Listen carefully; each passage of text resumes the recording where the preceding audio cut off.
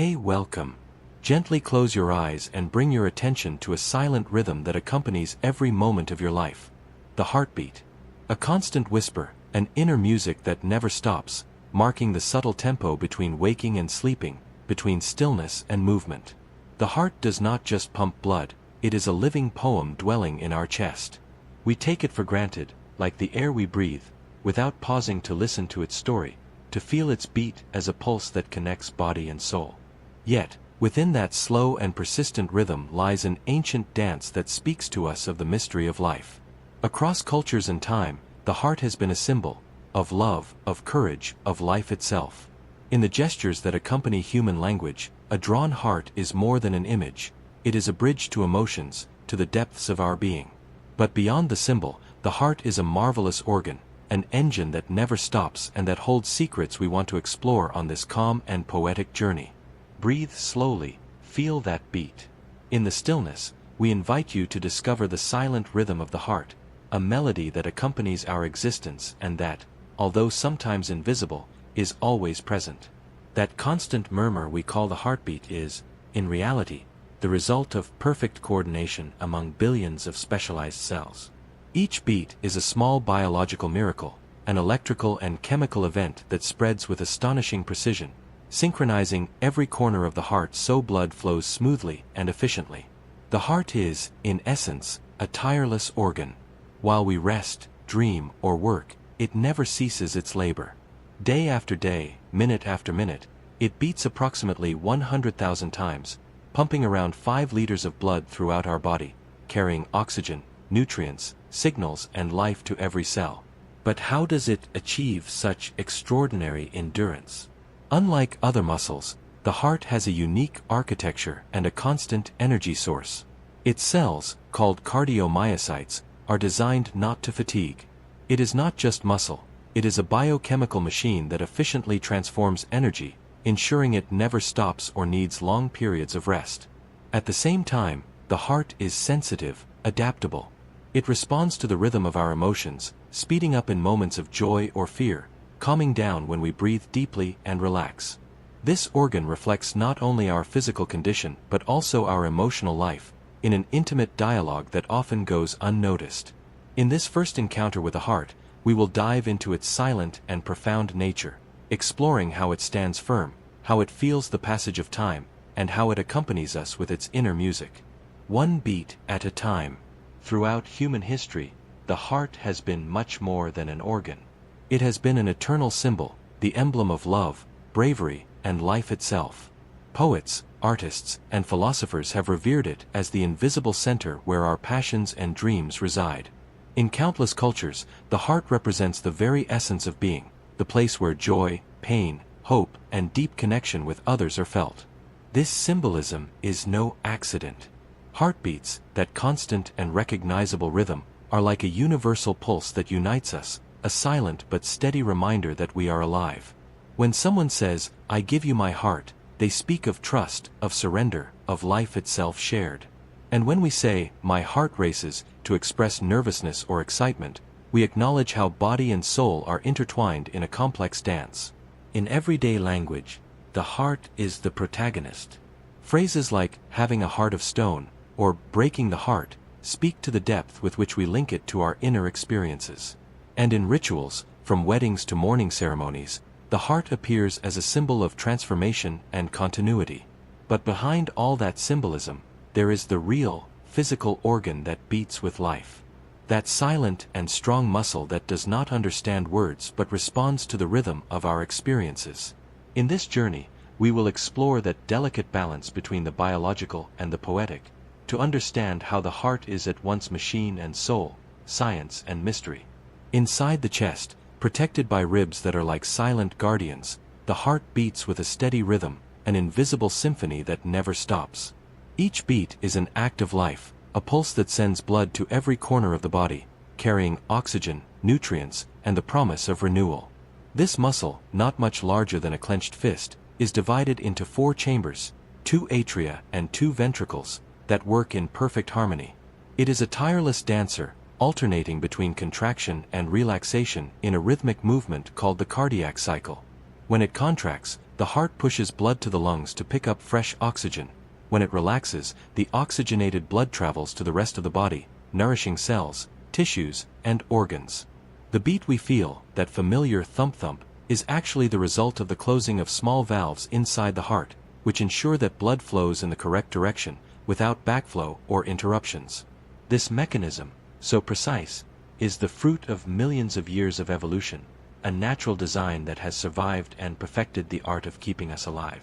But the heart is not just an efficient pump. It has its own electrical system, a small natural pacemaker called the sinoatrial node that generates regular electrical impulses, dictating the rhythm that keeps our life in motion. This electrical beat spreads through the fibers of the heart muscle, coordinating each contraction with a precision that borders on miraculous. And although the heart works tirelessly from before our birth, it never tires like the muscles of the arms or legs. It does not ask for breaks or long rests. Its strength lies in its inexhaustible endurance, in its ability to constantly renew itself and adapt to the body's needs, whether in moments of deep calm or in the urgency of an unexpected sprint. What makes the heart truly special is its tireless capacity to adapt. Unlike other muscles that fatigue and need long periods of rest after exertion, the heart never stops or loses its rhythm. It is designed for absolute endurance. When someone leads a sedentary life, the heart adjusts its strength and speed to cover the body's minimal needs, pumping enough blood to keep us calm, without excess or pressure. But when the body activates, when exercise knocks at the door, the heart responds without hesitation. It beats faster, stronger, sending a surge of fresh, oxygen-rich blood to every muscle that demands it. This tireless muscle rests not by stopping work, but by alternating rhythms and depths. During sleep, when the body relaxes, the heart slows its pace, allowing each beat to be deeper and more efficient. This pause in intensity lets it recharge its reserves and prepare its vigor for the next day. Every cell of the heart is endowed with mitochondria, the tiny powerhouses that produce the fuel necessary for the muscle to keep beating without pause. It is an engine that never shuts down, driven by a constant supply of energy and the perfect synchrony between electrical signals and muscle contraction. Thus, the heart is a living symbol of endurance, adaptation, and renewal.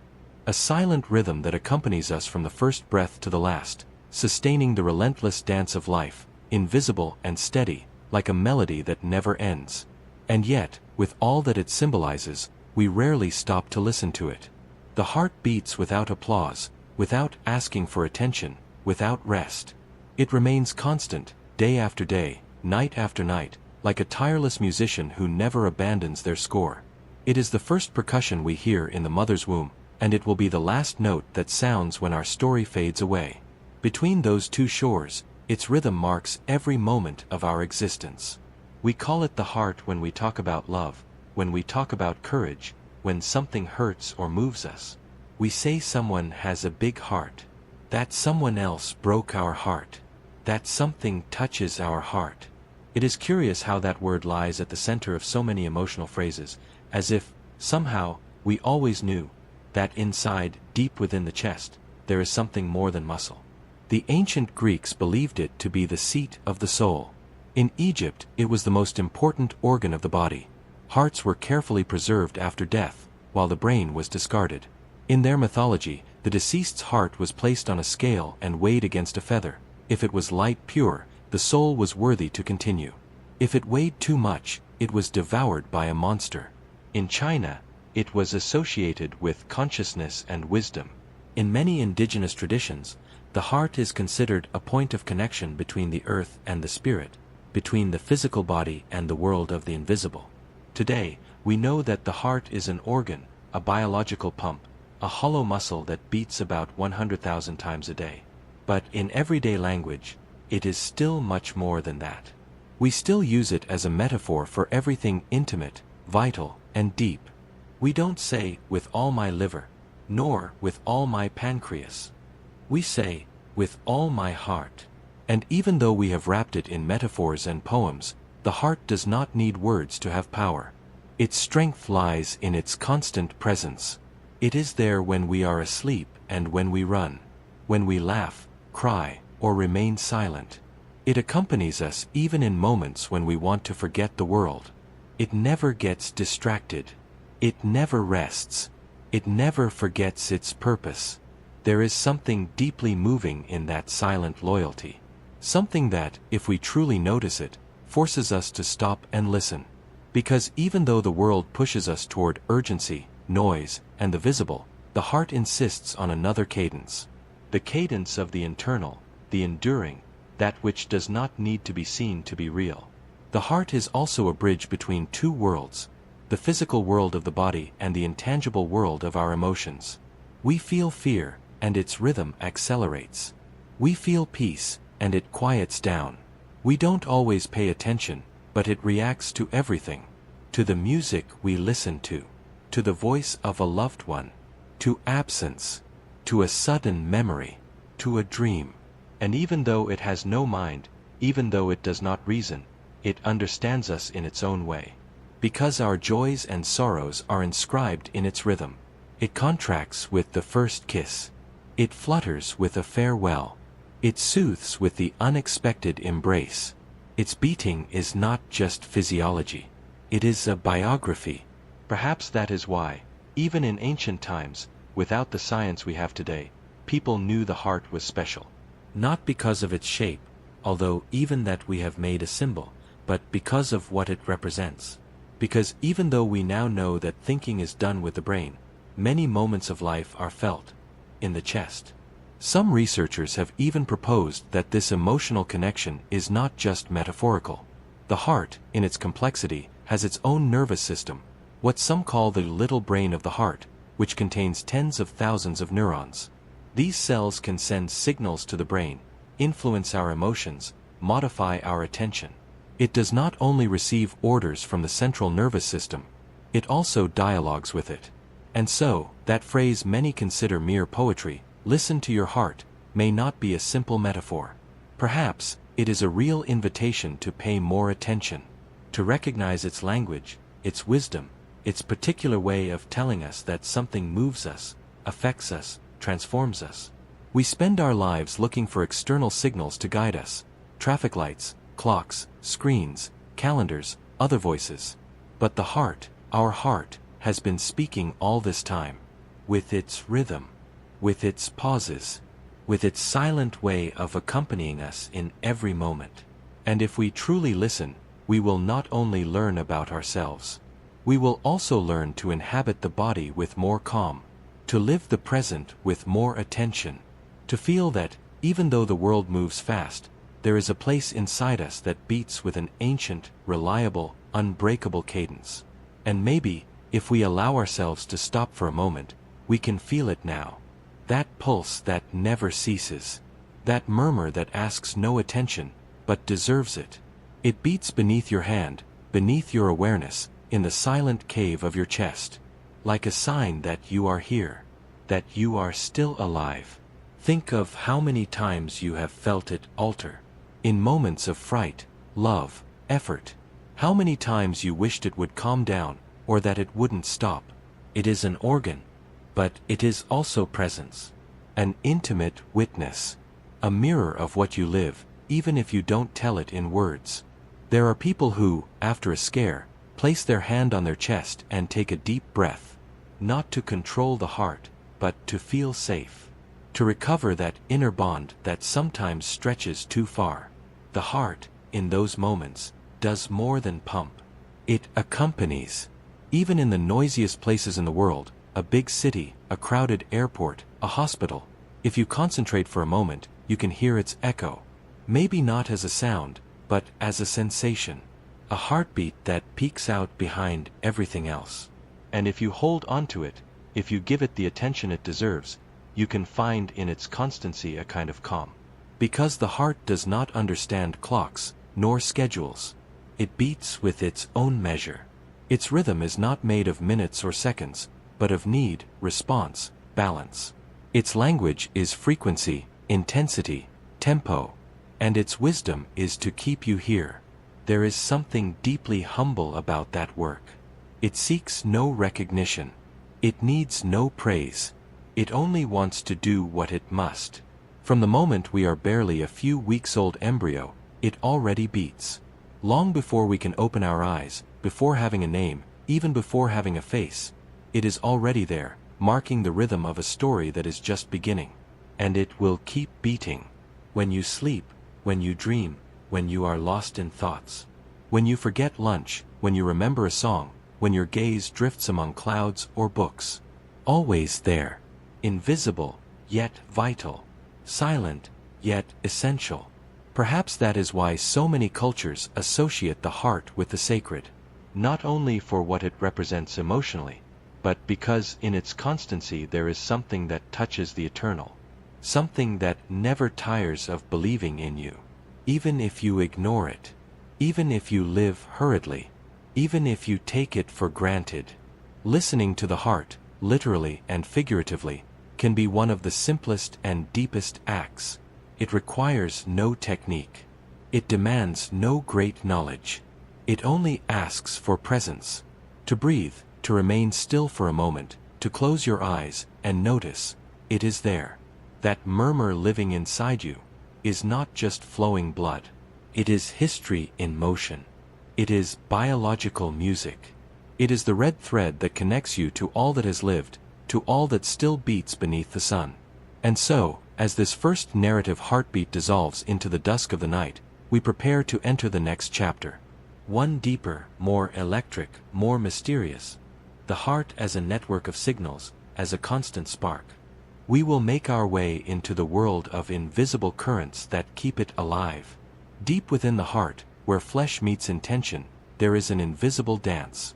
A symphony of sparks. Because although we usually think of it as muscle, as an untiring pump, the heart is also an electrical center. Every beat you feel, that steady thump-thump, begins with a tiny signal, an impulse you do not see but that moves everything. Imagine a firefly in the dark, flashing with perfect rhythm. That is how the sinoatrial node works, that cluster of specialized cells hidden in the right atrium. It is the body's natural pacemaker, the first to wake, the first to shine. Each of those electrical impulses begins a journey. It leaves the node like an urgent message and travels a precise path, crossing tissues, dodging valves, marking the rhythm. It reaches every fiber of the heart, telling it when to contract, how to do it, and for how long. This current, small, barely millivolts, is the spark that ignites the entire machinery. There are no wires, no batteries, only ions, tiny particles that enter and exit cell membranes, generating voltages like those that drive a symphony. Sodium, potassium, calcium. Each enters the stage at just the right moment, and when they do, the heart responds. It contracts, empties, fills again. And this happens not once, not 10 times. It happens between 60 and 100 times per minute. More than 100,000 times a day. More than 35 million times a year. And if you're lucky, for many decades. Behind each of those beats there is a silent choreography. A pulse that starts without your thinking. No mental effort. No need to remember. Your heart knows. It is autonomous, self-regulated, wise. It can beat outside the body briefly if provided with oxygen and nutrients, because its electrical system is inside it, ready to continue, like a clock without winding that moves on its own will. And when that electrical system fails or falls out of sync, when the rhythm speeds up or becomes erratic, we feel its lack of order as a threat. Because the heart's electricity is not just technical. It is harmony, it is peace, it is the foundation of our perception of well-being. A heart that beats regularly gives us confidence.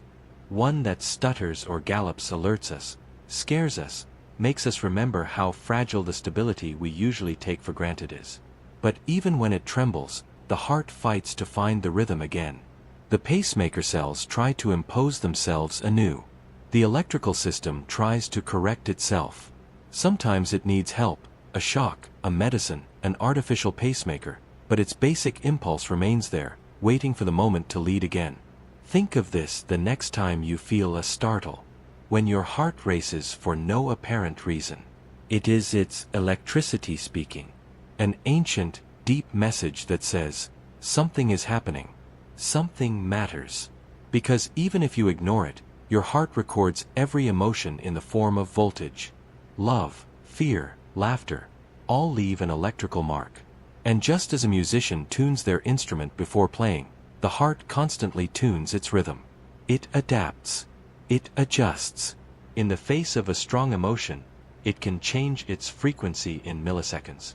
When breathing pauses, it can slow down. When danger comes, it can gallop. And all this happens in silence. A heartbeat doesn't sound like thunder. An electrical impulse is not seen like lightning. But it is there, beneath your skin. Every night while you sleep. Every day while you walk, think, dream. A murmur of light running through your veins. An invisible score that has been writing itself since the first day of your existence. Throughout the history of medicine, the heart has been described as a pump, as a symbol, as a muscle. But what moves it, essentially, is electricity. Not ordinary electricity, from plugs or lightning, but one generated by ionic gradients across cell membranes. This phenomenon gives rise to the action potential, the essential spark that initiates the heartbeat. It all begins in the sinoatrial SA node, a group of specialized cells located at the top of the right atrium. These cells are self-regulated.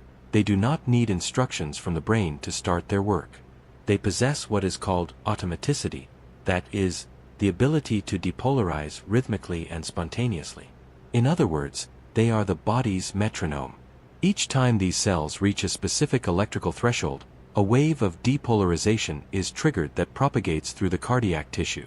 This wave first travels through the atria, causing them to contract gently and push blood toward the ventricles. Then, the electrical signal reaches the atrioventricular AV node, a kind of control center that introduces a very brief delay in the signal, just milliseconds, enough for the atria to finish emptying before the ventricles begin their own beat. This delay is critical. Without it, blood flow would be chaotic, and the heart could not function efficiently.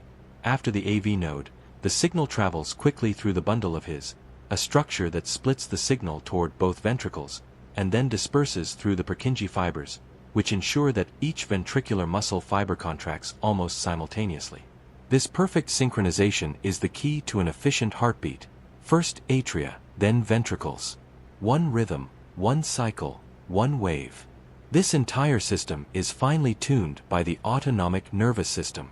The sympathetic system can speed up the heart rate in moments of danger, stress, or physical activity, while the parasympathetic system slows it down, promoting rest and recovery. This explains why your heart beats faster when you run, but also why it can slow down deeply during deep sleep or meditation.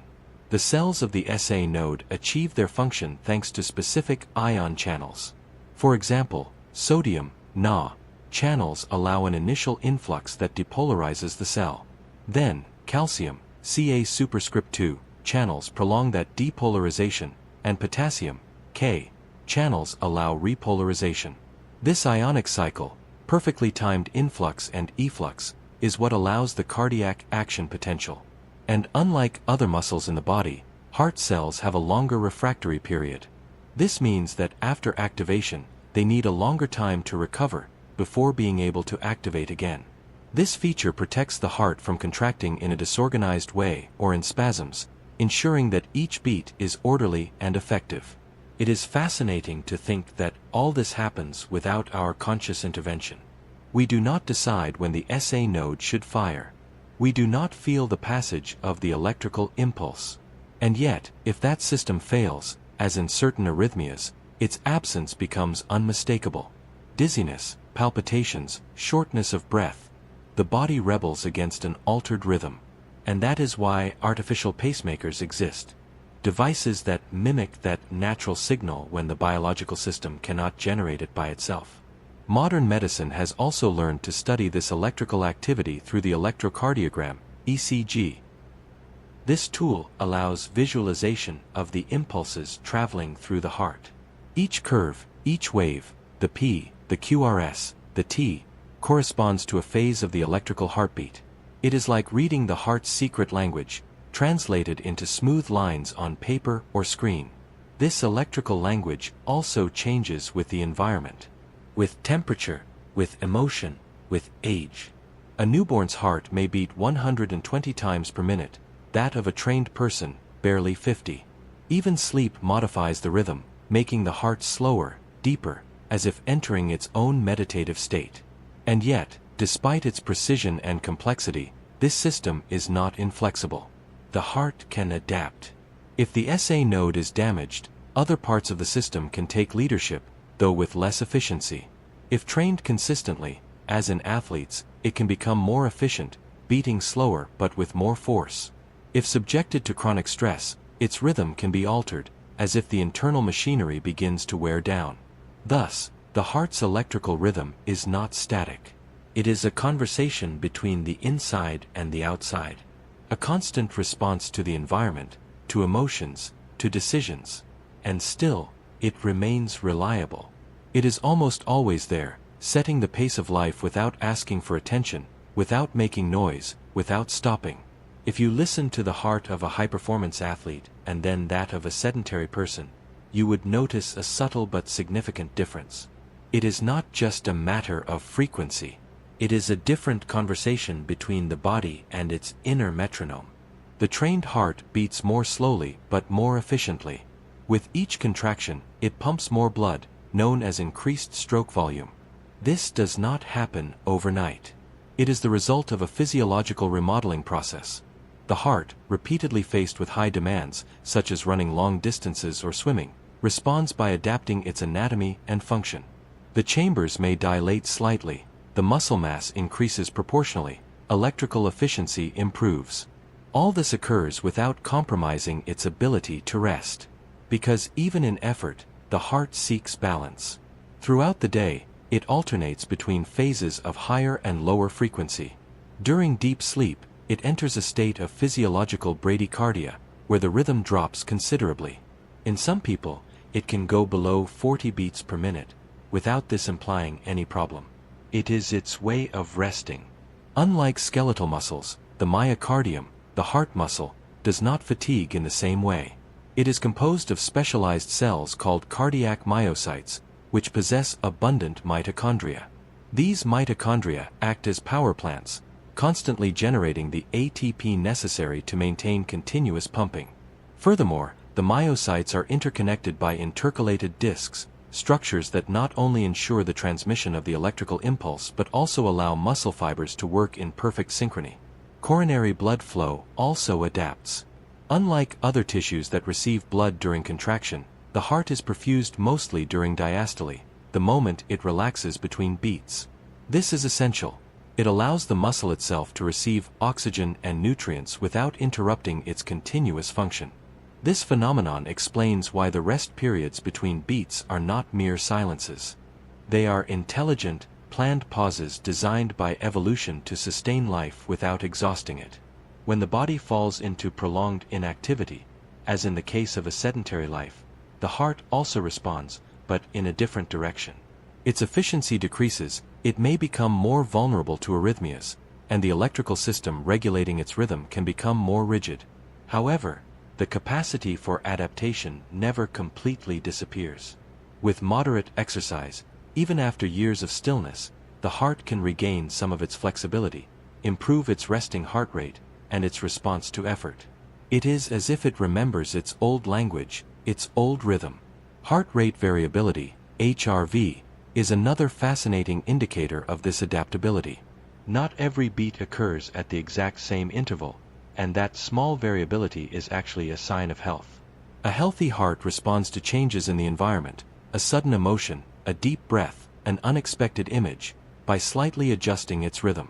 High HRV, especially at rest, is usually associated with a balanced autonomic nervous system and good physiological resilience. And when the heart cannot maintain this rhythm on its own, science steps in. Pacemakers, implantable defibrillators, medications that modulate ion channels. All these resources aim to restore or protect the electrical pattern that gives meaning to the heartbeat. Technology does not replace the heart, but it can support it, amplify its message, or return its lost rhythm. In extreme situations, such as during cardiac arrest, the interruption of electrical activity causes an abrupt silence. That is why defibrillation, that controlled electric shock, seeks to restart the system, forcing it to remember its choreography. Sometimes, that gesture is enough to restore life. And yet, all this usually happens without our conscious thought. The heart, that tireless weaver of rhythms, adjusts its pace without asking permission, without demanding our attention. It beats stronger when we laugh, when we cry, when we dream. It slows down when we surrender to rest, like a musician softening the melody as night falls. Behind every emotion, every decision, every effort or stillness, is that silent, constant, and adaptable impulse. A natural pacemaker perfected by millions of years of evolution. An electric dance that begins before our birth and continues, without pause, while we breathe, while we sleep, while we simply are. Welcome back to this silent journey inside your chest. We have already heard the echo of the drum that never stops, and we have approached its electric dance. But the heart does not beat alone. It beats for someone. It beats for something. It beats for everything. Like a living city, the heart is not just a center, but an intersection. A vibrant knot of roads. And now, in this part of the journey, we will follow its routes. We will see where its music leads. Because if the heart is the source, the arteries and veins are its rivers. Take a breath, if you can. Feel how something moves gently inside you. That is circulation. That is life. The vascular network that starts from the heart is vast. If you could stretch it all out, the arteries, veins, and capillaries in your body would form a line over 100,000 kilometers long. Enough to circle the planet 2.5 times. But here, inside you, it is perfectly folded, rolled with millimetric precision. From the left ventricle, the aorta arches gracefully upward and then descends like a waterfall, giving off branches that head to your head, arms, viscera, and legs. Each bifurcation is a decision. Each vessel, a promise of arrival.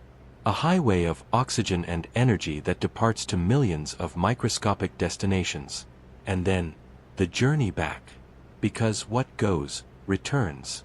The blood, now stripped of oxygen, loaded with carbon dioxide, is collected by the veins and returns to the heart, like a tired river returning to the lake. Did you know that veins don't just carry blood? They also carry stories. Marks of effort. Chemical signals. They carry freshly released hormones, traces of your emotions, your meals, your racing thoughts. And at the center of it all, the heart receives it all, without judgment. It filters it, pushes it, transforms it. Always giving, always gathering. Like an internal maternal figure, like a central station where the trains of your life cross.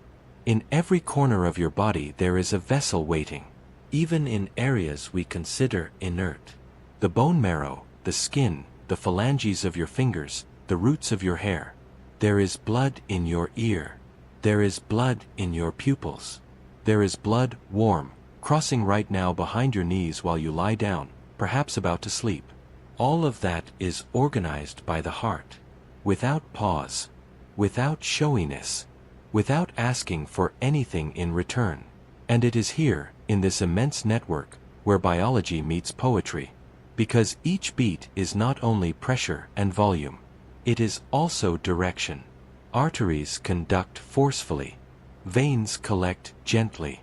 And in the middle, in that invisible place between giving and receiving, are the capillaries. Thin as a spider web. So narrow that red blood cells must deform to pass. That is where the magic happens. Oxygen leaves the blood and enters the cells. Glucose is delivered like a gift. And the cells, grateful, deliver their waste in exchange. It is a microscopic dialogue. A whisper between systems. A balance between presence and withdrawal. Between holding on and letting go. Sometimes we imagine blood as a uniform red liquid, but inside those vessels there is a whole universe in motion. Blood is not just fluid, it is tissue. A liquid tissue, yes, but tissue nonetheless. Made up of specialized cells, red blood cells, which carry oxygen, white blood cells, which watch and defend, platelets, which seal invisible wounds, and plasma, that golden river that holds them all. And that blood does not circulate randomly. Inside the arteries, it moves rhythmically, following the heart's pulse like internal music. In the veins, on the other hand, it is slower, more passive, but equally determined. Small valves inside them prevent backflow, like doors that only open homeward. And who conducts this concert? The heart, yes, but also something more subtle. The endothelium, the thin layer that lines the interior of every blood vessel. For years, it was thought to be just a lining. Now we know it is an organ in itself. One that listens, responds, and regulates. It releases substances that dilate or constrict vessels, that prevent clots or promote repairs, that detect inflammation, thermal changes, local needs. Imagine this: millions of kilometers of sensitive, intelligent, active channels. It's as if your entire body had invisible eyes that feel and adjust, second by second. Besides the blood, there is another system running in parallel. The lymphatic system. Silent, discreet, little known, but vital. It transports lymph, a clear fluid that collects excess fluid between cells, waste, lost proteins. It is part of the immune system, part of the body's silent cleaning process. And although it is not directly connected to the heart like the blood, it is affected by the pulse, movement, and breathing. Without physical activity, this system stagnates. With movement, it flows like a stream that collects what's left over and returns it with gratitude. Maybe, as you listen to this, you wonder, how does the heart manage to keep all this running, minute by minute, day after day, decade after decade? The answer is not strength. It is design. The heart does not do it alone. It relies on a system of cooperating vessels, on feedback mechanisms that self-regulate pressure and volume, on the elasticity of the large arteries, which cushion each contraction, on the muscles of your legs, which help push the blood back when you walk or breathe deeply. And there is poetry in that too. The heart needs the body to fulfill its mission. It is not a tyrant. It is a collaborator, a leader who knows how to delegate. Now, think about this. Each time you feel your heart beat, you are not feeling a sound. You are perceiving a pressure, a wave that travels through your arteries. That pulse is a wave of energy that runs through your whole body in fractions of a second. A drum heard in the neck, in the wrists, in the ankles. In places where the skin is close to an artery, the heart leaves a signature. And that signature changes. With emotion, it speeds up. With fear, it contracts. With sleep, it deepens. With love, well, you know. Have you ever wondered how the heart knows where more blood should go? How it prioritizes the brain over the intestines, the muscles over the skin? Your body has sensors, baroreceptors, chemoreceptors, thermoreceptors. They constantly send signals to the nervous system. And from there, the tone of the blood vessels is adjusted, the flow is redistributed, a decision is made. It's as if deep inside you, someone is constantly listening to what you need, and responding. All of it, without you having to think about it. All of it, while you sleep. All of it, while you listen. So when you feel your pulse at your wrist, or hear that soft hammering in your chest before sleep, remember it's not just a rhythm. It's a network. A choreography. An invisible map that supports you. And inside that map, every cell gets its share. Because the heart makes no distinctions. It brings life everywhere. With generosity. With constancy. With a silent love that needs no witnesses. There is a murmur inside the chest that changes with the day. Not only when you run or sleep. It also changes when you love. When you fear. When you remember. They say the heart is just a pump. A muscular machine that pushes blood as the body dictates. But there are days, and you've lived them, when it seems something else. It seems a mirror. A small red oracle that reveals how you feel, even before you say it. Sometimes it beats strongly when someone approaches, or slows gently when the environment is kind. Sometimes it falters without apparent cause, as if remembering something you had already forgotten. This is not empty poetry. It is physiology. The heart does not live alone. It breathes within a system. A network of nerves and signals that connects the physical with the emotional, the conscious with the automatic. And this is where the autonomic nervous system comes in. The heart does not wait for explicit orders to speed up or slow down. It receives signals from the brain through two routes: the sympathetic system, which prepares the body for action, and the parasympathetic system, which brings it back to calm. One speeds it up, the other soothes it. But the curious thing is this: the heart does not just obey. It also sends signals. It has its own circuit of neurons, known as the heart brain. And its impulses travel to the brain, influencing regions as sensitive as the amygdala, linked to fear, or the prefrontal cortex, where we make conscious decisions. Thus, the heart is not only a witness to what we feel, it is also a participant, and sometimes, a leader. A fascinating field of study has opened in recent years: cardiac coherence. Imagine this. You breathe slowly, effortlessly. Your exhalation lasts a little longer than your inhalation. And something curious happens. Your heart rate begins to oscillate gently, synchronized with your breathing. This is not magic. It is a measurable phenomenon. When there is cardiac coherence, the autonomic nervous system enters a kind of dynamic equilibrium. And with it, processes of regeneration, rest, even mental clarity are activated. Studies have shown that emotional states such as gratitude, compassion, or calm increase cardiac coherence. They don't just make you feel good. They change your physiology. They give the heart a more harmonious rhythm. And that, in turn, changes how you think, how you react, how you speak. Your heart becomes a bridge between emotion and body, between thought and breath, between what happens outside and what happens inside. And if you pay attention, you will notice it. Bad news can speed your heart before you finish reading it. A loved voice on the phone can calm it with just a few words. A memory can alter its rhythm beyond your will. The heart is an instrument, but not one that simply reproduces what it is told. It is more like a violin that resonates with every emotional vibration. And sometimes, if you listen carefully, it is telling you how you are, even when you don't yet know. There are those who have tried to measure this. Heart rate, variability between beats, coherent waves. And although all of that is useful and scientific, there is a part that remains deeply human. The art of feeling your heart without the need for any machine. Of closing your eyes, breathing, and noticing that it is there, working. Like a constant and sensitive presence, responding to every thought, every emotion, every silence.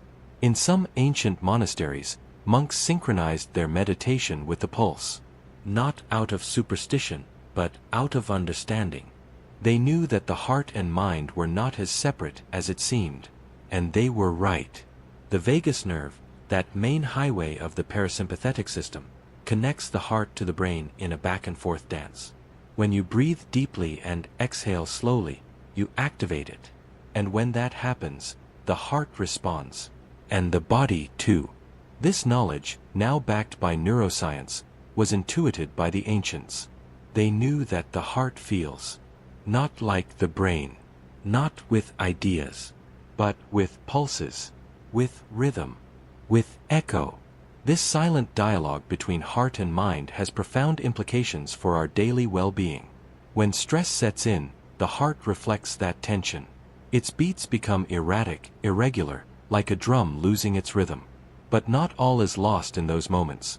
Learning to breathe consciously can restore that lost harmony. Slow, deep, conscious breathing activates the vagus nerve, returning calm to that vital instrument. Also, heart rate variability, the small fluctuation in the time between beats, is an indicator of health and resilience. A healthy heart doesn't beat like a rigid metronome, but dances with some freedom, adapting to each moment. This variability signals that the autonomic nervous system is balanced and ready to respond to what life brings. On the other hand, when that variability decreases, the body becomes less adaptable, more vulnerable to illness and emotional disturbances. It's as if the heart hardens, losing that capacity to listen and respond to its internal environment. This is where conscious practice can be a powerful tool. Meditations that focus attention on breathing and the heartbeat can improve heart variability, strengthening that bridge between body and mind. It becomes a slow dance, where each breath synchronizes and calms the murmur inside the chest. At the molecular level, this nervous balance has effects still being explored, but known to include reductions in stress hormones like cortisol, and increases in neurotransmitters that promote well-being. Science is beginning to understand that the heart is more than muscle and blood. It is an organ that feels and communicates, that reflects and transforms. There are even studies suggesting this coherent rhythm can influence how we relate to others, improving empathy and social connection. In the silence of the night, when the city quiets down and only the whisper of breathing remains, the heart becomes an inner beacon. It reminds us that despite all the external noise, inside us there is a rhythm that never stops, a beat that speaks in a language older than words. A rhythm that invites us to pause, to listen, to feel. Because in that constant pulse lies the key not only to life but to the human experience in all its depth. This silent, constant beat adjusts to our needs. When we exercise, the heart strengthens to respond more efficiently. At rest, it lowers its rate, working with less effort but without losing strength or vitality. This adaptability is key to cardiovascular health. The heart muscle is special. Unlike other muscles in the body, it never fully fatigues. Thanks to a continuous and abundant supply of oxygen and nutrients, and a cellular structure designed to endure without rest, the heart keeps beating day and night, without long pauses. Even when we rest or sleep, the heart remains active, adjusting its rhythm to optimize energy savings without compromising circulation. That's why, despite constant activity, the heart does not need long hours of rest like skeletal muscles. Its design is unique. Specialized muscle fibers called cardiomyocytes work in synchrony to ensure constant flow and efficient contraction. In turn, the electrical system that regulates each beat is protected and adapted to prevent failures. Electrical impulses travel along specialized pathways, ensuring the beat spreads in an orderly way and each cell contracts at the right moment. Adaptation to exercise involves changes in heart structure, such as increased muscle size and strength, especially in trained athletes. A trained heart can pump more blood with each beat, reducing resting heart rate without losing efficiency. In contrast, in a sedentary life, the heart usually beats faster to compensate for lower cardiovascular efficiency. However, lack of exercise can reduce its adaptability and increase long-term risks. That's why, although the heart always works for us, it also needs our care. Staying active, managing stress, and nourishing our body with what it needs. This dance of adaptation is silent but essential, another example of the incredible resilience and complexity of this vital organ. Besides adapting to the rhythm of our daily activities, the heart also responds to our emotions and mental states. When we feel calm, heart rate tends to slow down, almost like a deep breath enveloping the whole body. Conversely, stress or anxiety can speed up the beat, preparing our body for action, though this prolonged state is unhealthy. The autonomic nervous system plays a fundamental role in this regulation, sending signals to adjust the speed and force of the beat without us even noticing. This internal dialogue is continuous, an invisible conversation between mind, body, and heart. But there is something even more fascinating. The heart has its own electrical system, partly independent of the brain. This natural pacemaker, known as the sinoatrial node, generates impulses that dictate the rhythm, and although the brain can influence it, the heart can keep beating even if separated from the body for a time, as seen in some scientific studies. This system makes each beat not just a mechanical act, but a carefully orchestrated electrical process that extends throughout the heart muscle. It is a perpetual cycle of contraction and relaxation, driven by changes in ion concentrations that create an electric current and cause the muscle fibers to contract. Furthermore, the heart is equipped with a surprising capacity for self-regulation. When it detects that it needs more oxygen, such as during intense exercise, it increases blood flow to itself through the coronary arteries, adapting its own supply to continue functioning with excellence. This ability also includes mechanisms to repair minor damage and maintain the integrity of cardiac tissue. Although the heart has a limited capacity for regeneration compared to other organs, Recent research shows that some cardiac cells can slowly renew throughout life. Thus, the heart is not only a tireless engine but also an organ with a complex internal dynamic, a small biological marvel that sustains our life with precision and delicacy. The heart and lungs work in close collaboration, forming a silent alliance that sustains life. Each heartbeat is carefully synchronized with the movement of air entering and leaving our lungs. During inhalation, the heart rate usually speeds up slightly, preparing the body for the fresh oxygen that will reach the cells. Upon exhaling, the heart calms down, allowing blood to flow with renewed smoothness. This phenomenon, known as respiratory sinus arrhythmia, is a fascinating example of how our internal systems communicate and adjust without us even noticing. Deep, conscious breathing can amplify this natural synchrony. By inhaling slowly and deeply, we send signals to our parasympathetic nervous system, responsible for relaxation, which in turn influences the heart rate to gradually decrease. This process not only reduces physical stress but also calms the mind, creating a space for inner peace. Indeed, breathing with intention can become a powerful tool to guide the heart toward a more harmonious and stable rhythm. Beyond this basic interaction, there is a concept called cardiac coherence. It is a state where the heart and breathing are in optimal balance, sending regular and rhythmic signals that promote deep well-being. Scientific studies have shown that when we achieve this coherence, our body experiences tangible benefits: improved blood pressure, strengthened immune system, and stabilized emotional state. Practicing cardiac coherence simply involves focusing attention on breathing, inhaling and exhaling in slow cycles, approximately 5 seconds for each phase. With each conscious breath, the heart responds by adjusting its rate, adapting to this rhythmic pattern that favors a state of calm and mental clarity. This delicate dialogue between heart and lungs is an invitation to return to the body, to feel the pulse of life from its most essential source. No more than a moment of attention is needed to let this natural connection envelop us, restore us, and prepare us for what is to come. When we finally close our eyes and surrender to rest, it may seem as if everything inside us turns off. But inside the chest, the heart continues its work, constant, silent, vigilant. It does not sleep, but it changes. It adapts to the inner landscape of sleep with a precision we barely notice.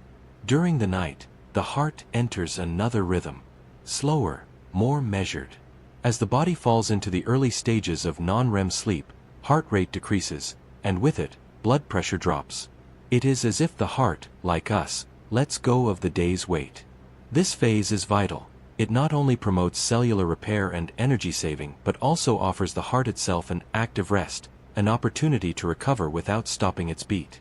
But sleep is not uniform. In the deeper stages, that beat becomes more regular and serene, sustained by the predominance of the parasympathetic nervous system. This branch of the autonomic system, responsible for rest and digest, takes center stage.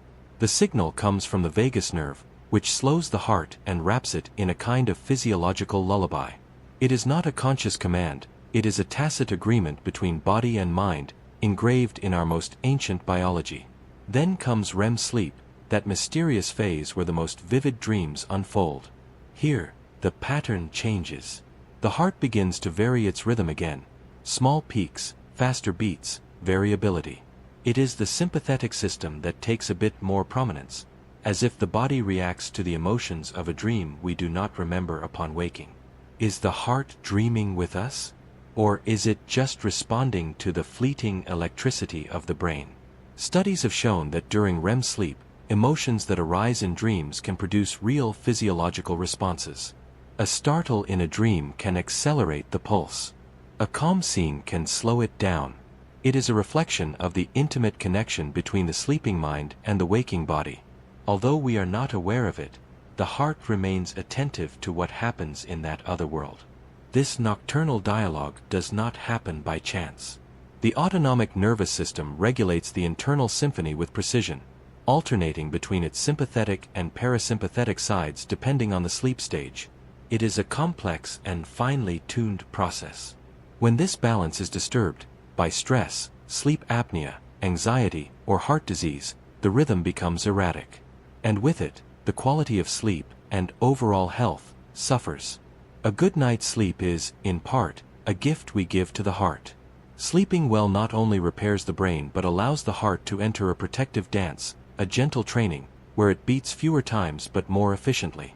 Longitudinal studies have shown that those with higher nighttime heart rate variability, that is, the ability of their heart to adapt to different sleep phases, tend to enjoy better cardiovascular health. And here, in the stillness of the night, appears a powerful tool: cardiac coherence. Slow and conscious breathing techniques, practiced even before sleeping, can synchronize the heartbeats with the rhythm of breathing. When this happens, the nervous system stabilizes, the body relaxes deeply, and sleep comes more easily, more deeply. This coherence is not just a scientific concept, it is a felt experience. It is when you breathe deeply and feel that something inside you, perhaps the heart itself, aligns. When this coherence occurs, when we breathe slowly and deeply, and the heart responds in sync, a type of communication between the body and the brain is activated that transcends simple automatism.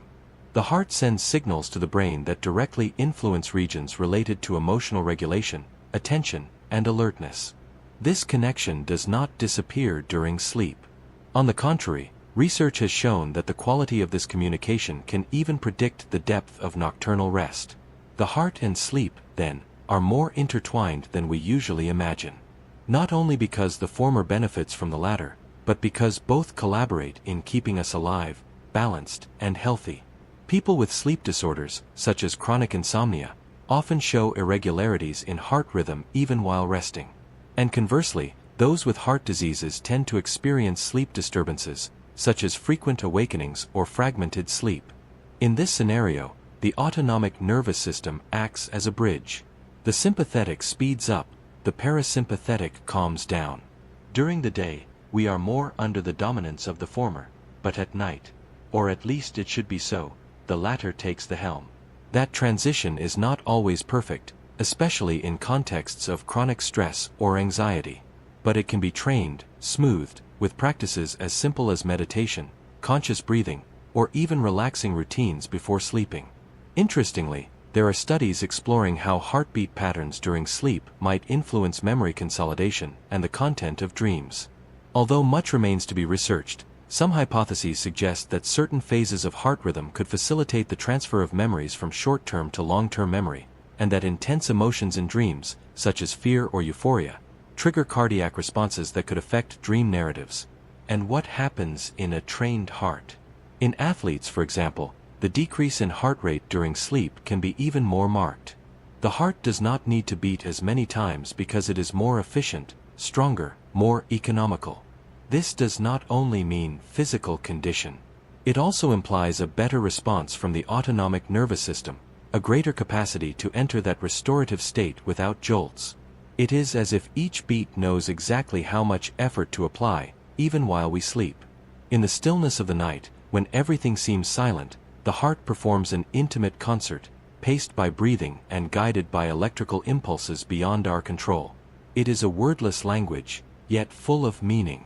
Each pause between beats, each subtle acceleration during a restless dream, is part of a story being written inside us, night after night. And it is there, in that border between wakefulness and sleep, where we can become more conscious. Not with effort, but with gentle attention. Feeling the pulse on the wrist before sleeping. Noticing how a long exhale calms not only the mind, but also the heart. Recognizing that every night, the body rehearses an ancient choreography, intended not only to rest but to heal. This section invites us not only to understand, but to inhabit the heart's nocturnal rhythm. To trust its silent wisdom. To allow its tempo, so intimately connected with breathing and sleep, to guide us toward deeper, more restorative rest. Because in that space where the heart does not sleep, but does rest, lies an essential form of care. Invisible, yet vital. There is a rhythm that beats beyond muscle, beyond tireless pumping. A pulse that seems to hold intuitions, premonitions, decisions that have not yet reached the conscious mind. Could it be possible that the heart thinks? That it feels on its own? For centuries, this idea was relegated to poetry. Today, science begins to listen to that ancient murmur with greater attention. Inside the heart, among its muscle fibers and chambers, there is a small independent nervous system, a network of more than 40,000 specialized neurons. This has been called the heart's intrinsic nervous system, or more poetically, the little brain of the heart. Although it does not think like the brain in our head, it can process information, learn patterns, and even make decisions independently of the central nervous system. This cardiac brain is in constant dialogue with the autonomic nervous system, especially with the vagus nerve, a direct communication pathway between the heart, brain, and other organs. What is fascinating is that most of these signals, around 80%, travel from the heart to the brain, not the other way around.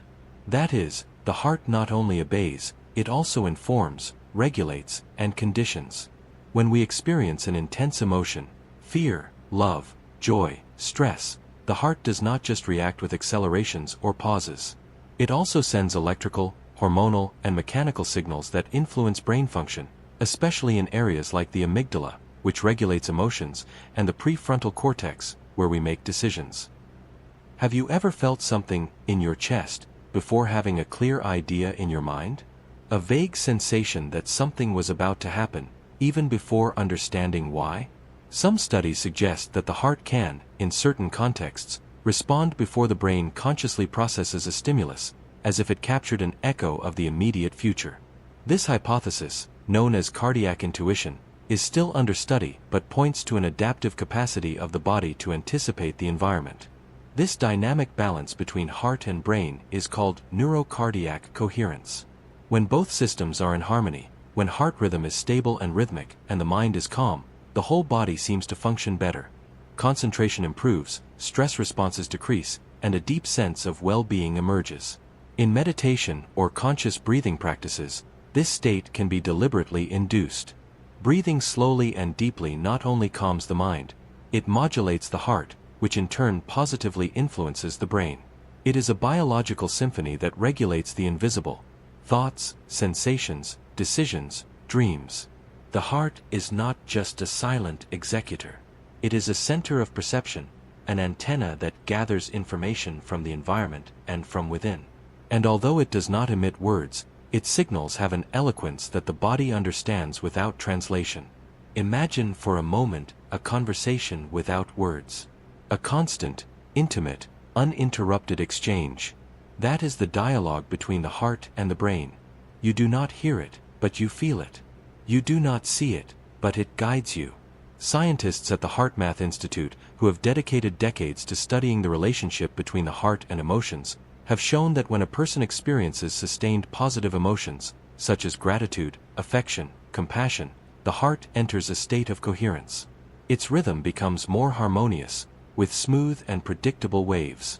This pattern is transmitted to the brain, influencing brain waves, mood, and even cognitive processes.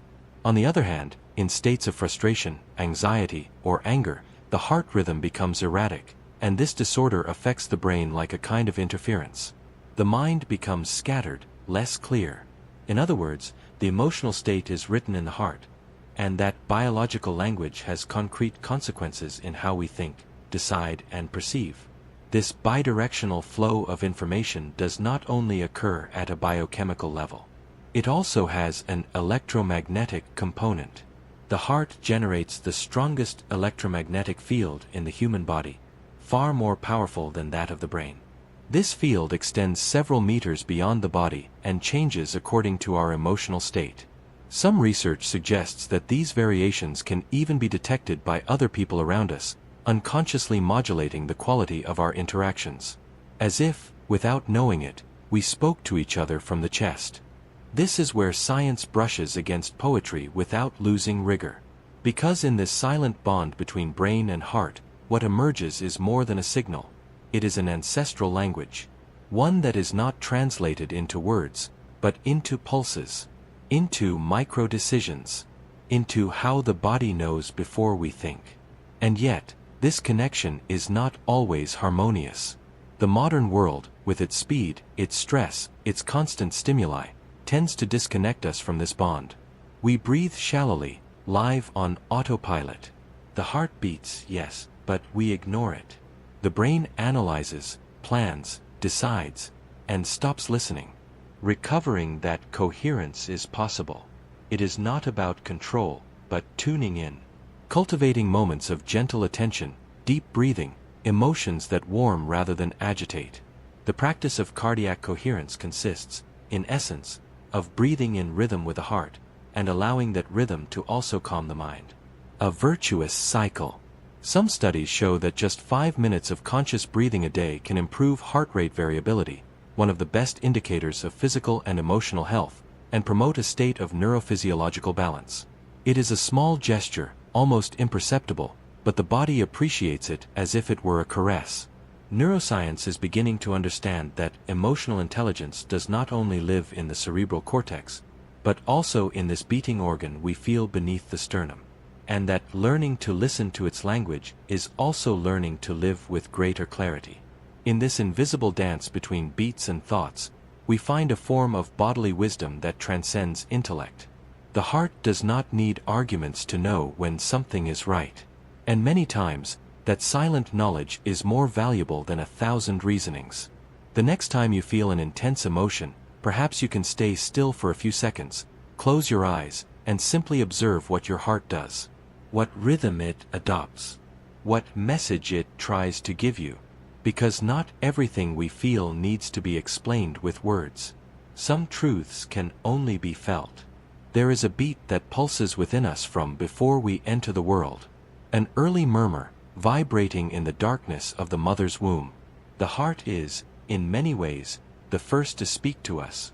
Before words, before consciousness. In the first days of life, its beat is fast, light, as if the whole world fit in a race of butterflies. In babies, the heart beats between 120 and 160 times per minute. It is small but tireless. Not because it is in a hurry, but because it is learning. Each contraction is a lesson on how to sustain life. As we grow, the heart grows with us. It adapts to the changing body, to increased muscle mass, to the development of the nervous system. The rhythm slows with age. The heart of a school-aged child beats slower than that of an infant, and the adolescent's even more so. It is as if maturity brings rhythmic wisdom. A deeper pause between beat and beat. In youth, the heart is strong, elastic, full of reserves. The arteries are flexible. The cardiac muscle responds vigorously to oxygen demand. We can run without thinking, climb stairs effortlessly. And yet, even then, we are already shaping its future. What we eat, how much we sleep, whether we move or not, whether we live under constant stress or breathe calmly, all leave invisible marks.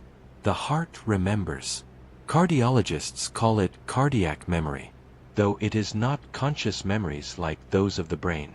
Rather, it is a functional memory, inscribed in the tone of the muscle, in the rhythm's response to effort, in the way it adapts or exhausts itself in the face of chronic stress. And then comes maturity. The adult heart no longer beats like a child's. It has found its natural tempo, not as fast as childhood enthusiasm, nor as erratic as in the years of discovery. It is a firm, contained, confident beat. But here also begin the traces of time. The arteries may start to stiffen, blood pressure gently rise. The rhythm variability, that subtle indicator of well-being, may decrease. Not necessarily due to disease, but because time simply moves forward. At this stage, the heart needs company. Regular movement, nourishing foods that do not assault. Pauses for deep breathing. The body does not ask for heroics, only consistency. And then, later on, comes old age. The old heart is not necessarily weak, but it is different. It may have become stiffer, less efficient. Its valves perhaps no longer close with the same perfection as before. But it continues, day after day. Like an old clock that, though with some wear, still keeps time with devotion. And isn't it beautiful to think that this aged heart has beaten millions and millions of times? It has held tears, laughter, effort, illness, and tenderness. It is a witness. A chronology of experiences compressed into muscle and blood. But even in old age, the heart can strengthen. Studies have shown that even older adults can improve their cardiac function with moderate exercise. that breathing and meditation practices can restore some of the lost rhythmic variability, and that tenderness, affection, and human contact remain medicine for the tired heart. Because although it ages, the heart is plastic. It learns, responds, adapts. And while it cannot go back to being that of a 20-year-old, it can be a wise one, strong in its own way, supported by the care we give it day by day. We say the heart remembers. But what kind of memory can an organ have that does not think, does not dream, does not write? Science has begun to discover that this memory is not made of images, but of patterns, responses, invisible learnings. Each beat, each rise and fall of pressure, each burst of adrenaline or calm, is inscribed in its tissues like a moving fingerprint. One of the most fascinating concepts is the heart's electrical memory. After going through certain rhythms or arrhythmias, the heart can learn to maintain or avoid irregular patterns. Even after a problem is corrected, the heart remembers the abnormal form for a time, as if it hesitated between its old habit and its new balance. There is also hemodynamic memory, the way the heart adapts to years of high or low blood pressure, to exercise or sedentary life, to emotional tension or sustained serenity. Each of these conditions can shape its form, its walls, its pumping capacity. And then there is something more subtle, emotional memory. It is not poetic to say that the heart responds to the past. Studies on trauma, post-traumatic stress, and chronic anxiety show that the heart rhythm, even at rest, can be altered for years by intense experiences. A difficult childhood, an unresolved grief, a deep fear that repeats night after night. All that, researchers say, leaves marks not only in the mind, but in the rhythm, in the frequency, in the variability of the heart. Not because the heart thinks, but because it listens. It listens to the nervous system, to hormones, to breathing. That is why today there is so much talk about cardiac resilience. How a heart can, like a person, strengthen after adversity. Not turn to stone, but become more flexible, more adaptable. Studies on people who practice meditation, compassion, or gratitude have revealed measurable improvements in cardiac coherence, a harmony between the rhythm of the heart and breathing that is associated with well-being, clarity, and emotional stability. And perhaps that is where time not only leaves marks, but also possibilities. Because a heart with memory can also rewrite itself, not by erasing the past, but by adding new pages of calm, connection, and care. Think of it this way. Every deep breath you take now, every pause you make to watch a cloud, every act of tenderness or gratitude does not only calm your mind, it also softens the echoes your heart holds. It is no coincidence that techniques like cardiac biofeedback or cardiac coherence are now used in therapies for anxiety, insomnia, and even cardiovascular diseases. When we learn to consciously accompany our rhythm, we not only listen to the heart, we educate it. We train it to beat more harmoniously, to fear less, to avoid unnecessary acceleration. Thus, time ceases to be only wear and tear. It also becomes evolution. The childhood heart was fast and new. The adult heart is more tempered, wiser. And the elderly heart can be deep like a bell. With every experience, every loss, every discovery, it has woven a rhythm that is no longer just physiological, but also human. Because yes, the heart ages, but it also loves, endures, learns. And in that pulse, as ancient as the first beat, there is a promise. As long as it keeps beating, the heart keeps writing. When the heartbeat transcends the biological, not everything that beats can be measured. There are pulses that do not resonate in arteries but still stir. There are hearts that do not open with a scalpel, but with words, memories, images. For thousands of years, the heart has been more than an organ. It has been an emblem, a compass, a wound, a refuge. Before we knew of valves and ventricles, We already spoke of it with the solemnity of the sacred, not as something that pumps, but as something that keeps, that feels, that tells the truth. In ancient civilizations, the heart not only marked life but weighed in death. In Egypt, for example, it was believed that after death, the deceased's heart would be placed on a scale. On one side, the heart. On the other, a feather. If the heart was lighter than the feather of the goddess Mot, symbol of truth and justice, the soul could continue its journey. If it was heavier, burdened by guilt, it would not reach eternity. Such was its power as a symbol, not only a vital organ but a moral witness, the invisible guardian of our actions. In ancient China, the heart, xin, was not only the center of emotion. It was also the place of thought, the mind of the body. A seat of wisdom, where reason and feeling were not opposed but intertwined. And in the Hindu tradition, the heart chakra, anahata, is located in the center of the chest, representing compassion, unconditional love, and balance. It is no coincidence that it is exactly in the middle of the 7 energy centers of the body. Because there, at that exact point, the bridge between the physical and the spiritual is felt. Across time and the world, the heart has been imagined, sculpted, painted, exalted. Poets have compared it to broken moons, endless seas, open cages. Lovers have offered it, broken it, mended it, hidden it. Children draw it without knowing anatomy, but feeling that there, right there, something important happens. And if we look at modern iconography, from tattoos to emojis, the heart is still there, alive, vibrant, polymorphic. No longer as an organ, but as a declaration. A heartbeat that can be seen. But why the heart and not another organ? Why not the brain, the skin, the hands? Perhaps because the heart can be heard. Because when we are nervous, it speeds up. When we are excited, it pounds. When we suffer, it hurts, physically hurts. And when someone touches us emotionally, we feel they reached our heart. It is a symbol because it beats, because it reacts, because it does not hide behind neutrality.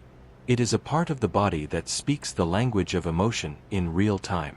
And for that reason, we have made it metaphor, poem, and map. In literature, the heart overflows.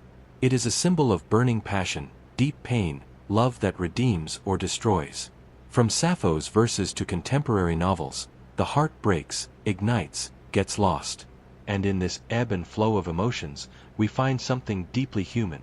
The idea that the heart not only keeps us alive, but makes us feel alive. In visual art, it has been shaped in marble, traced in ink, stamped on clothes, embroidered on altars. A symbol that transcends styles and eras. The Sacred Heart in Christian iconography, with its central fire and crown of thorns. The anatomical heart of the Renaissance, drawn with precision and reverence for the first time in Leonardo da Vinci's treatises. And the modern heart, stylized with 2 curved halves meeting at a point, as simple as it is universal. It is also present in our daily customs.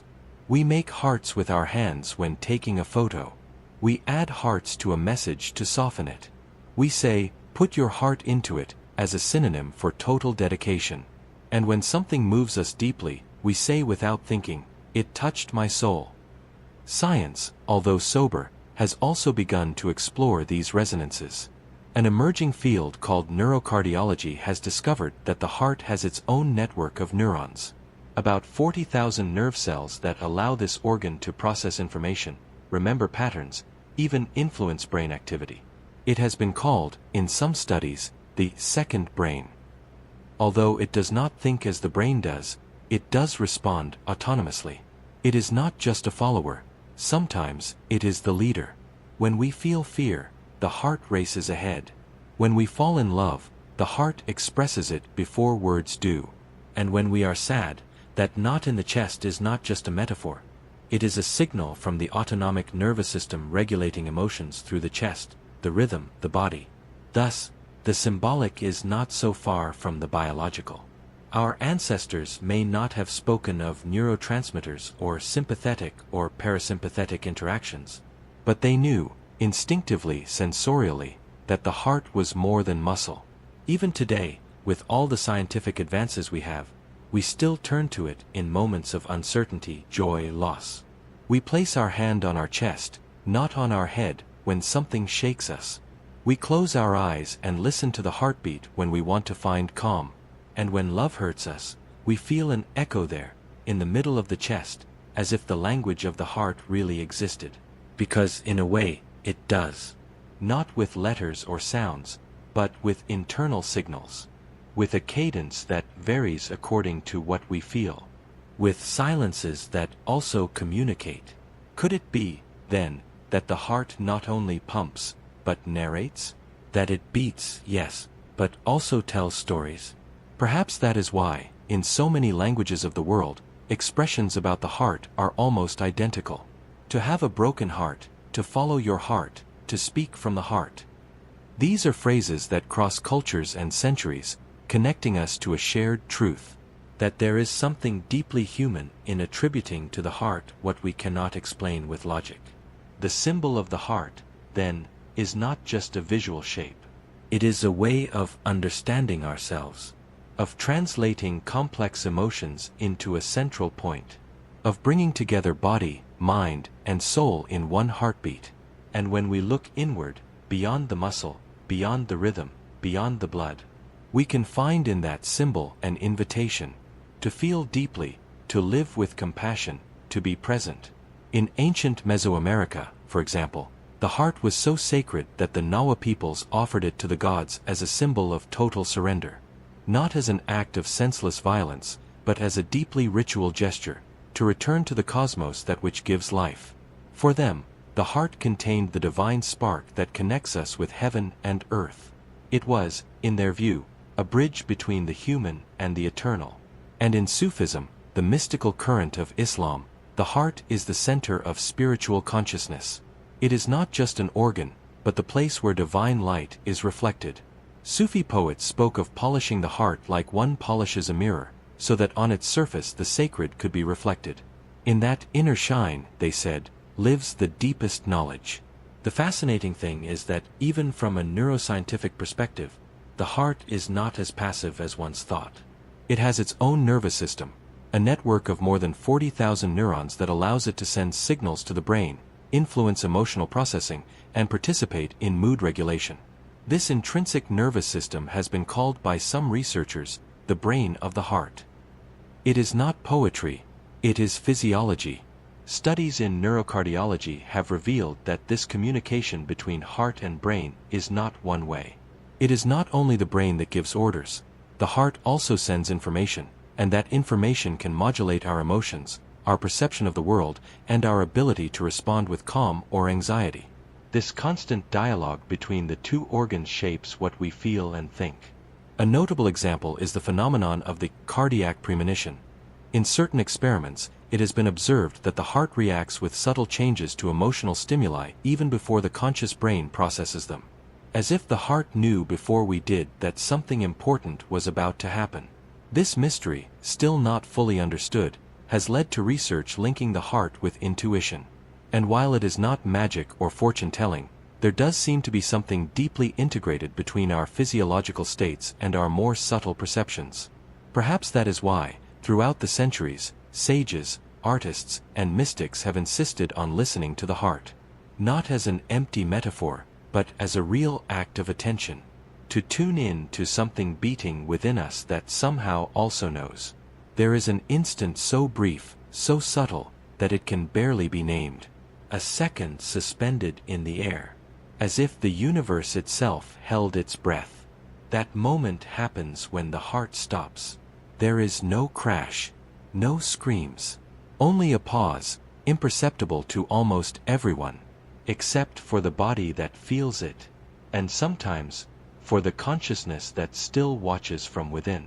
Throughout our entire lives, the heart beats with an almost fierce fidelity. But when that rhythm ceases, medicine recognizes it as the definitive threshold.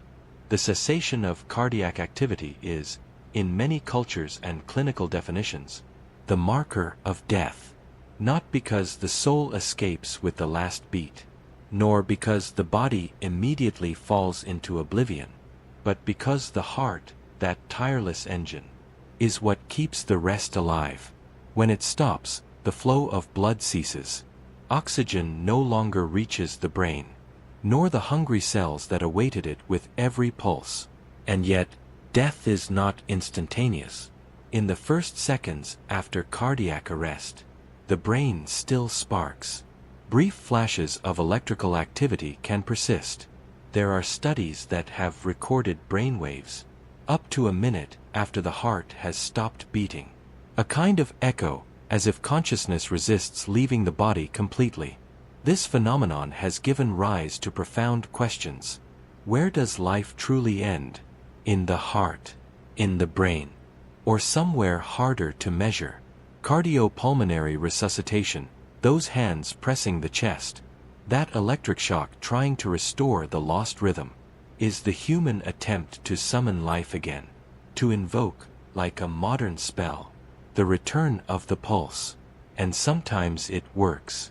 The heart, as if it had heard the plea, beats again, at first irregular, clumsy, uncertain, and then, as if remembering who it is, it resumes its rhythm. For those who have been brought back after cardiac arrest, the testimony is complex. Some speak of tunnels of light, of a feeling of peace, of floating above the body, of encountering familiar voices or formless clarity. These near-death experiences, though surrounded by scientific skepticism, have a physiological correlation. The heart stops pumping, the brain runs out of oxygen, and at that limit, something happens. Science still debates whether they are hallucinations generated by nervous system collapse, or if there is something more. Something that cannot be measured on an electrocardiogram or MRI. But beyond what does or does not happen afterward, there is something deeply symbolic in the return of the heartbeat. The restarting of the heart after stoppage is seen, even by doctors, as a small miracle. A pulse that returns is a story that continues, a possibility rescued from the edge of silence. And while the heart is not the only arbiter of life, it is undoubtedly one of its most visible guardians. When it beats, life flows. When it falls silent, everything changes. There is still more to say about this invisible frontier, about that moment when life suspends, perhaps waiting for a decision that is not always in our hands. In the silent rooms of intensive care, the monitors mark more than vital signs. They mark hope. They mark waiting. They mark the exact moment when life, sometimes, fades away like a faint note at the end of a melody. The heart, though vital, is not immortal, and in its last efforts, it may offer us signals, sometimes faint, sometimes desperate. Medically, the end may be announced by severe arrhythmias, ventricular fibrillation, or a simple flat line. But there are also those who, in their final days, enter a stage called agonal, where the heart still beats, but consciousness seems to have gone, as if the body clings to a life already departed. Here enters the concept of sudden cardiac death, a phenomenon where an apparently healthy person collapses without warning, due to a sudden electrical failure of the heart. It is fast, silent, and often irreversible if immediate action is not taken. That is why so much emphasis has been placed on teaching resuscitation maneuvers, such as CPR, because a heartbeat recovered in the first minutes can mean everything. But there are also cases of brain death, where the heart keeps beating with assistance, but the brain no longer responds. The body remains warm, but the person, in the deepest sense, is no longer there. These tensions between heart and brain have opened ethical, philosophical, and medical debates. Where does consciousness reside? Where is the line crossed between being and non-being? And amid all this, there is a less discussed but deeply human phenomenon, the intuition of those present. Many family members recount that they felt the exact moment their loved one left, even before the monitors indicated it. a kind of vibration in the air, a sudden calm, as if something invisible had dissolved into the surroundings. Is that imagination, consolation, or something we still do not understand? From neuroscience, we know that the enteric nervous system, the one found in the abdomen, together with the autonomic nervous system, maintains constant communication with the heart. This explains why, even in extreme situations, we can feel something we have not yet rationalized. That something is what in many cultures has been described as the moment of the soul. That indefinable moment between the last heartbeat and the complete shutdown of the body. In Eastern traditions, it is believed that the heart houses part of consciousness, not as a metaphor but literally, that there is an energy, a shin, or spirit, that resides within it. Perhaps we cannot prove it in a laboratory, but we cannot deny that around the heart dwells an emotional, symbolic, and spiritual dimension that crosses eras, creeds, and languages. And maybe that is why, in so many funeral rituals, a hand is placed over the chest of the loved one, not over the head, nor the eyes, but over the heart, as if something still remained there, waiting for a gentle farewell, a dignified closure, one more symbolic beat. In some hospitals, when a person passes away, there are moments of respectful silence, not by protocol, but out of reverence, as if everyone understood, with or without words, that something sacred has ended. And perhaps, at that very moment, elsewhere in the world, another heart begins to beat. In a newborn, in a tiny, helpless body, that does not yet know the world, but whose heart already sings its song. The border between life and death is not a straight line, nor a wall to be crossed suddenly. It is more like a mist, a gentle crossing, where the physical, mental, and spiritual intertwine one last time. And at the center of it all, the heart, not as a symbol this time, but as reality, the organ that accompanies our entry into the world, marks our passage through it, and finally, bids us farewell. Deep within our being, a constant rhythm unfolds without pause or rest. It is not a sound that dominates the scene, but a subtle murmur that accompanies every moment of our existence. This heartbeat, so familiar and yet so ignored, is the silent proof that we are alive, that within us beats the very force of life. Each pulse is an act of presence, a signal that connects the past with the present and opens the door to the future. In that eternal rhythm, ancient stories, invisible memories, and the promise of new experiences intertwine. It is an invisible thread that binds our cells, our thoughts, our dreams. The heart not only pumps blood, but sustains the complex dance of body and mind.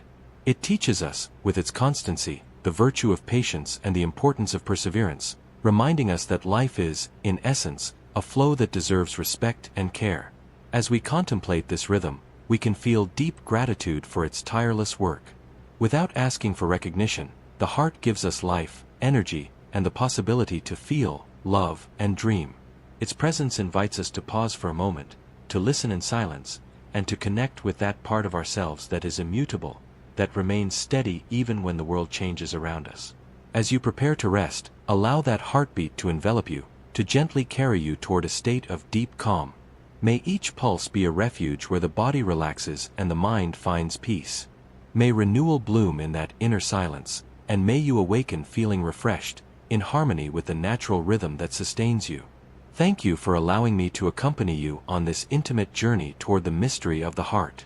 May this experience inspire you to care not only for your body but also for the invisible heartbeat that connects you with all living things. May the night wrap you in its calm, may dreams whisper their magic to you, and may the heart, with its eternal rhythm, always remain your most faithful companion.